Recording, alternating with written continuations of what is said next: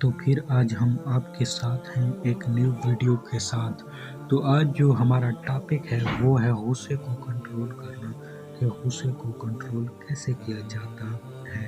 سارا طریقہ کار میں آپ کو سمجھاؤں گا، اور اس کے بارے میں آپ کو ایک کہانی بھی سنا دیتا ہوں کہ ایک شخص تھا جو غصے کو کنٹرول کرتا کرتا ایک بہت ہی بڑا آدمی بن گیا۔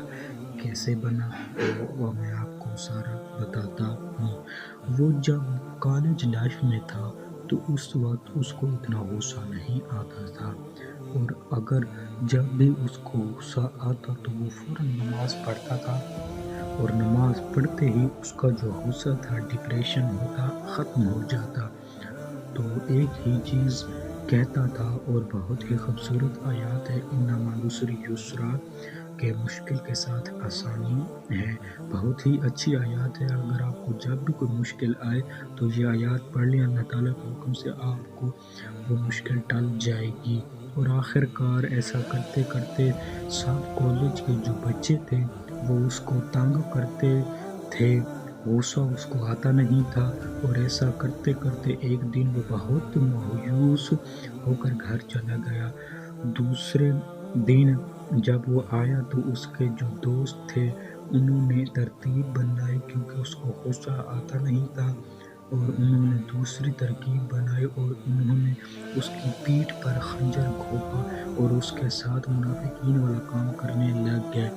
تو اس وقت بھی اس کو اتنا ڈپریشن نہیں ہوا، اور وہ اس کو بھی ایڈجسٹ کر گیا۔ اس کے بعد تو پھر انہوں نے اس کی پیٹھ پر خنجر گھونپا دوستوں کے ساتھ، تو پھر بھی وہ برداشت کر گیا۔ غصہ اس کو آتا نہیں تھا، اگر آتا تو وہ نماز پڑھ لیتا تھا، جس سے سارے ڈپریشن مسئلے جو ہے وہ دور ہو جاتے تھے۔ اور پھر تیسری بار انہوں نے اس کی پیٹھ پر خنجر گھونپا رشتہ داروں کے اوپر، تو پھر وہ برداشت نہیں کر سکا، اور اس کے جو اندر بلائیں تھیں اور جو اس کے اندر آگ بھڑک رہی تھی، بچپن سے اسے غصہ آیا نہیں تھا، اور اس کے بعد اس کے جو اندر گرمی تھی وہ باہر آ گئی۔ تو اسی طرح وہ ان بلاؤں کے ساتھ ٹائم گزارتا تھا۔ وہ اس کے نزدیک کوئی بھی نہیں آتا تھا، کیونکہ اب وہ جو کہتا اسے کر کر دکھاتا، اور اگر کوئی بندہ اس کے سامنے کھڑا ہوتا تھا تو وہ اس کو نیست و نابود کر دیتا، اور کسی میں بھی اتنی اوقات نہیں تھی کہ اس کے سامنے کھڑا ہو جائے۔